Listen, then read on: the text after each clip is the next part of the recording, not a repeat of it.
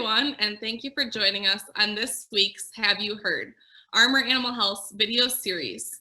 To kick off June Dairy Month, we have a virtual farm tour today. We are heading to north central Wisconsin to Miltram Dairy.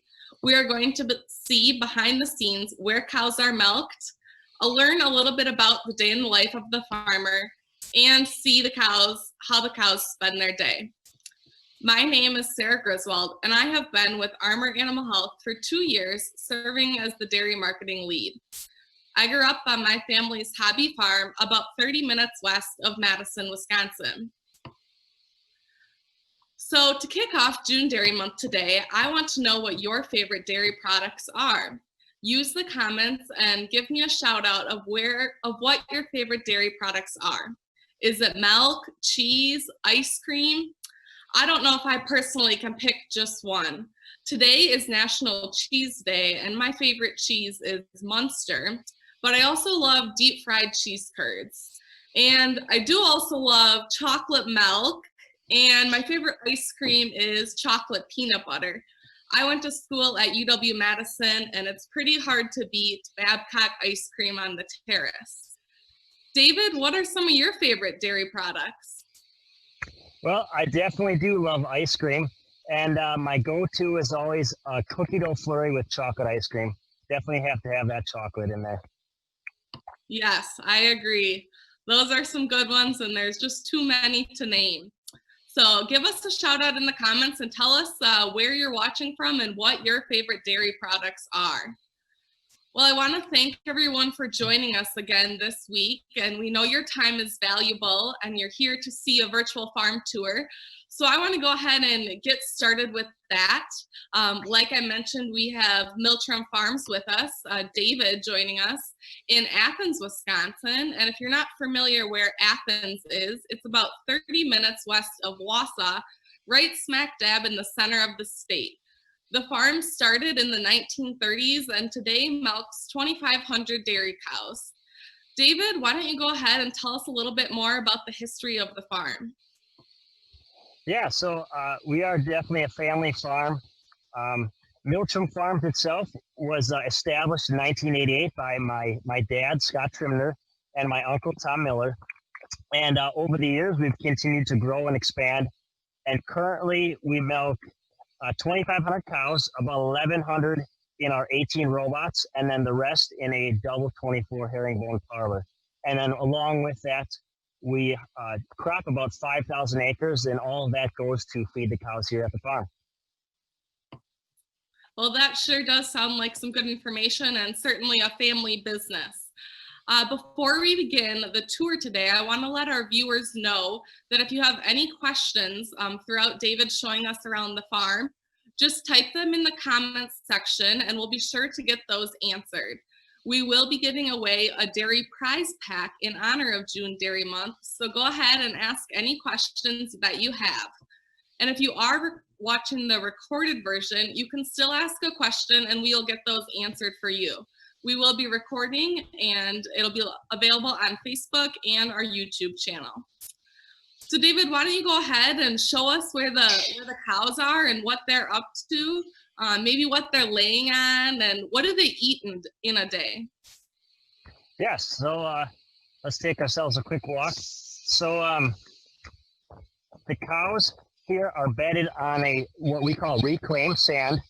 And so what that consists of is just the sand bedding, and as the cows kick out the sand, it gets washed away through our flush alleys and reclaimed in our sand system. It gets cleaned up and reused, and so it's a nice way to recycle the sand. The cows love it because reclaimed sand is, or just sand in general, is one of the most comfortable places for a cow to lie down. They really love it. You can see here we've got lots of cows just lying around and just relaxing and enjoying life. You can see here, we'll get a little bit closer look. So our reclaimed sand system does a good job of cleaning it up again and making it nice for the cows. And it's just a good cushion for them to lay on. And again, you can see they just like laying in it and chewing their cud, and they really enjoy that. So when it comes to what the cows eat. So a primary diet for the cow is forage. And for us here at the farm, we feed primarily a haylage and a corn silage diet. And so just a good, healthy diet for the cows here. Keep it at the right moisture and keep it fresh, and the cows love that. And then also, because we're in the robot facility, the cows also get a small amount in the robots. And we will be able to check that out in a little while here, but they get a little treat, you could say, in the robot. And that kind of that gets them to come in the robot and get milked, and it's just a nice treat for them. Another interesting fact about cows, you can see our water here. Cows drink about 40 gallons a day of water. So they are water happy animals, and they like to drink a lot of it. Particularly, they use a lot of that water to make their milk. And so just an interesting fact about our waters here, this facility is temperature controlled throughout the year. So we don't have to have any heaters in our waters. And we have them set shallow, so when we dump them out and clean them out, we don't have to waste too much water. So we like to use water as best as we can here on the farm. Yeah, the cows sure do look very healthy and happy, and that's obviously the number one priority of all the farmers. So you have black and white cows. Can you talk with our viewers that might not be familiar about what this breed is? Talk a little bit about what breed you guys have. Yes, so we have Holstein cows. So Holsteins are the most common milking cow. And the reason for that is because they produce the most milk. The second most common would be a Jersey. We do have a few of those here at the farm, but not many. And Jerseys are good because they produce a lot of what we call components, so fat and protein. But Holsteins, we love our Holsteins, and they make a lot of delicious milk for us to drink. Perfect. And can you talk to us a little bit about, I think I see some fans in the barn. Can you talk about, we're not able to be there in person, so maybe talk about what the environment is and what's the temperature in the barn, and how do you keep the cows cool throughout the warm summer months? Yes, so the facility is very well ventilated. You can see here on the front, we have what's called an ECV fan. And so what that fan is focused on is bringing air velocity to the cows. You can see all these girls resting here, just enjoying being able to lie down. What that does is it just helps them stay cool. And then on this far end of the barn, you can see we've got fans blowing in, as well as fans on our side blowing in as well. So what that does, that's bringing in all the fresh air. And then on the other end of the barn, we have got all the exhaust fans, and that's just helping to continue to pull that air along. It keeps fresh air in the barn. Right now, it's just about the same temp as outside if you're in the shade, but the whole facility has a nice breeze through it. And then at the cow level, with those fans that I showed the ECVs before, those cows are getting a good 7-mile-an-hour breeze, keeping them cool. It really makes for a good environment for the cows. And that's just summertime. In wintertime, because I have so much control over how I bring air into the facility, I can keep the barn warm enough that it does not freeze. One thing we do is we flush our alleys. So you can see here when the flush runs, it'll shoot what we call gray water out and clean the alleys.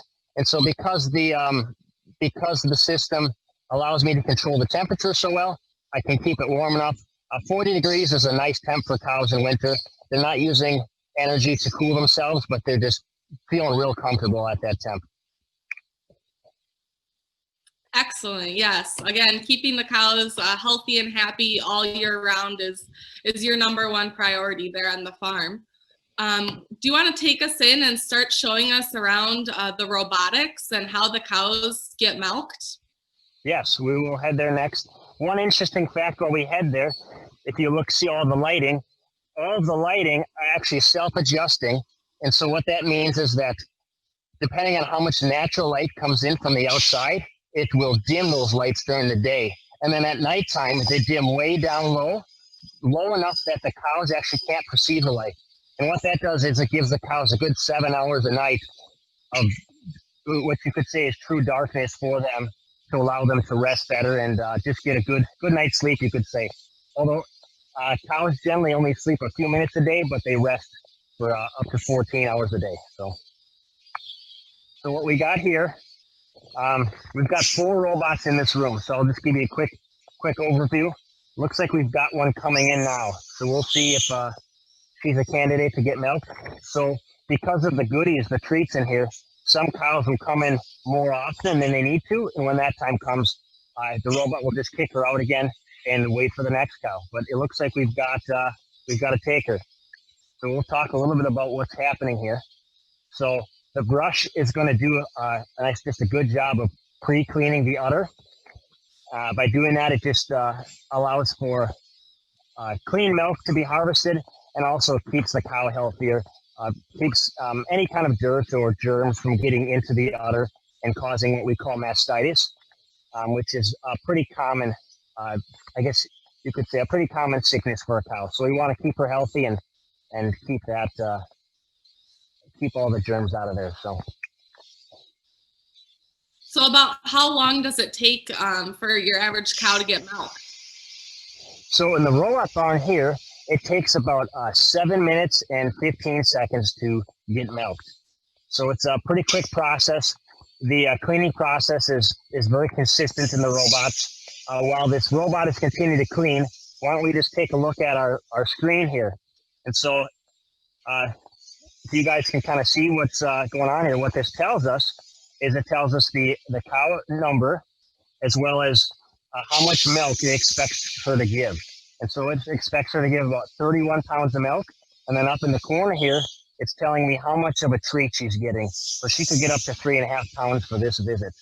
It's her first calf, so she's her first lactation, and she's pretty far into her lactation, which means she's ready to dry off pretty soon. And what that means is she goes on vacation for 60 days and takes a break before she has her next calf and milks again.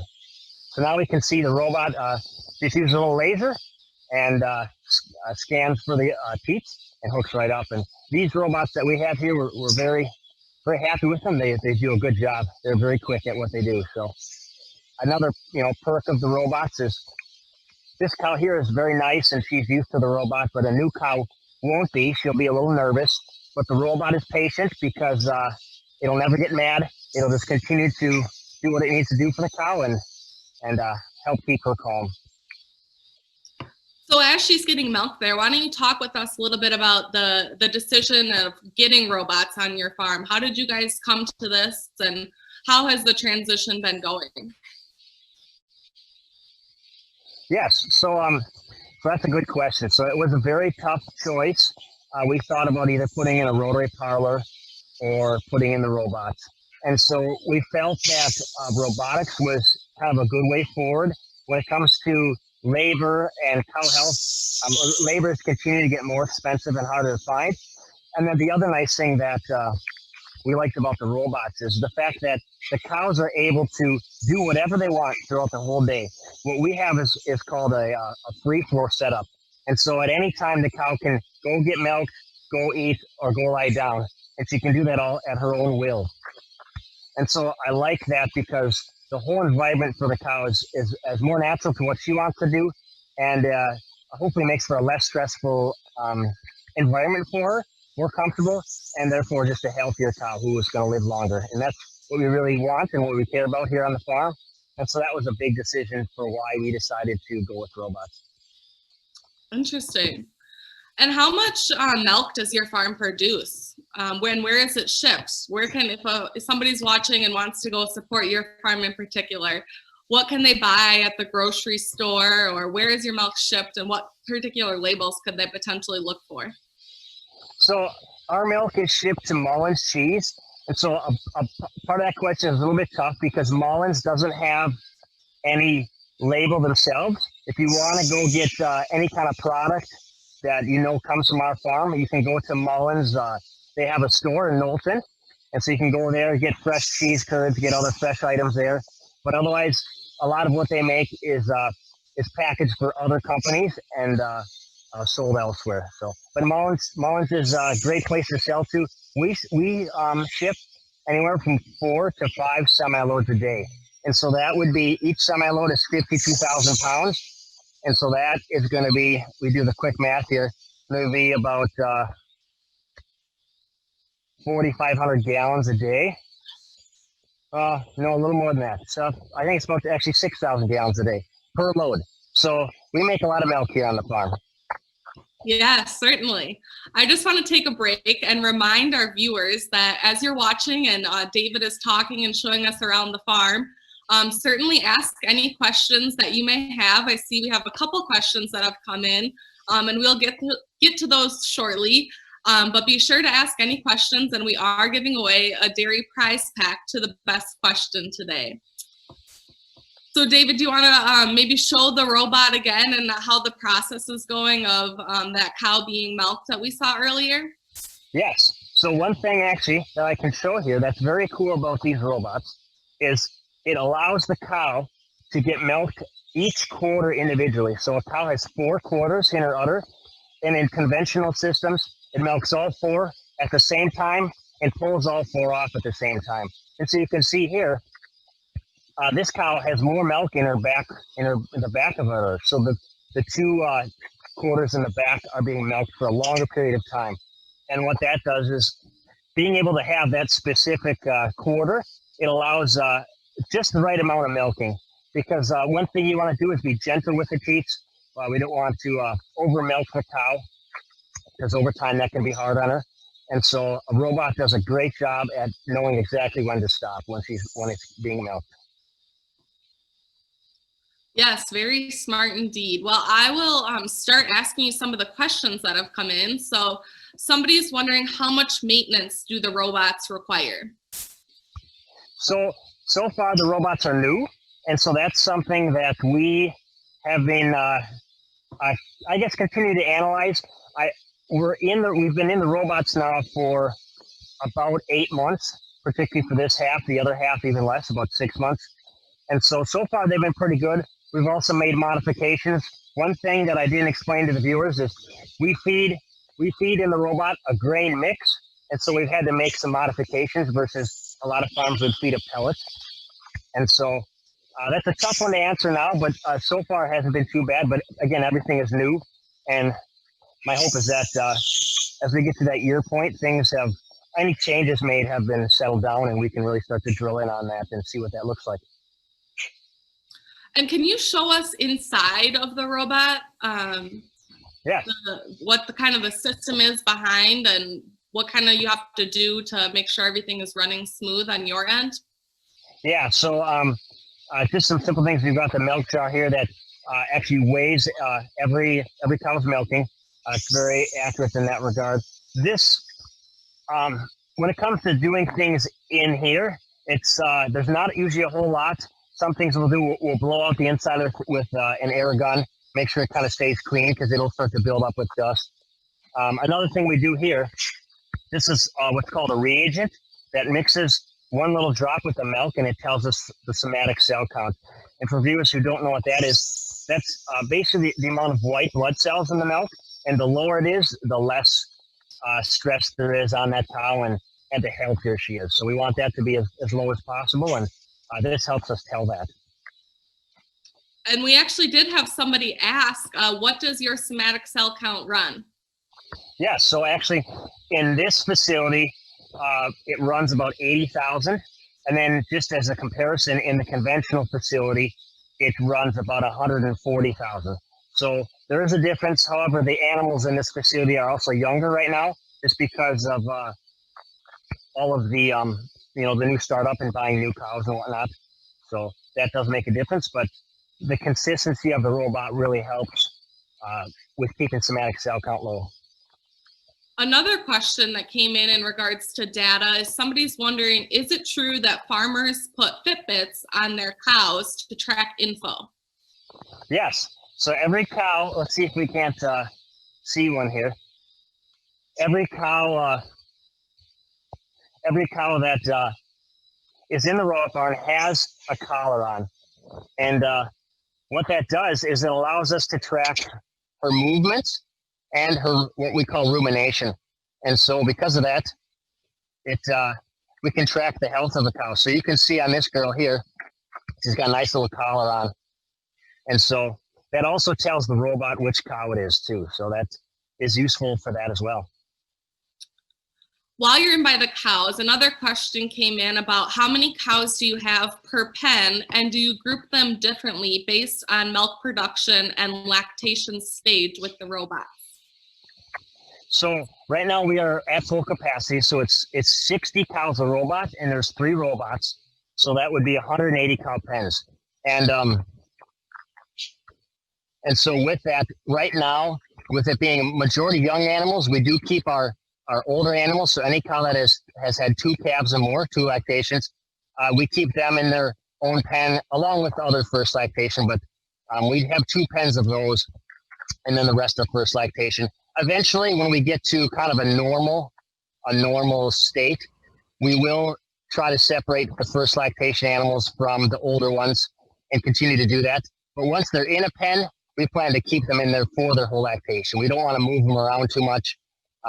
We don't want to move them within their lactation, and just keep them in the same pen. So that's kind of what our plan is there. Perfect. Another question came in about how you mentioned that the robots milk the cows a number of times a day, and they like to go in for a treat, but sometimes the cows get kicked out. How many milkings are the cows able to go in for, and how did you decide on that number? Yeah, so that's a very good question. So when it comes to that, it's based on the cow's milk production. So right now we're set to where we like to see about 30 pounds of milk harvested at every time we milk. And so right now our average is like 2.7 milkings a day, which is typical for a younger herd in a robot barn. And so if the robot predicts that cow won't give about 30 pounds, it'll open the front gate and kick her out again, and she'll have to wait a certain amount of time before she can come back in again. Okay. Another question came in. They said, with 2,500 head of cattle, how do you know what cow needs to be milked at what time? Yeah, so in the robot here, all the cows decide that on their own. However, we do have what's called a fetch list. And so if the cow has not been milked in 14 hours, someone will go out and get her and bring her to the robot. Usually we have about 8 cows per pen. So about 5% of the cows are fetch cows in the robot barn. When it comes to the other facility, the cows are on a schedule there. And so they're milked 3 times a day, starting at 5 a.m., 1 p.m., and 9 p.m. Perfect. Maybe if you want to go over and show, is there any cows like waiting to be milked next in the robot? Maybe that would be a little bit of a visual. Yes, let's how it looks on the outside.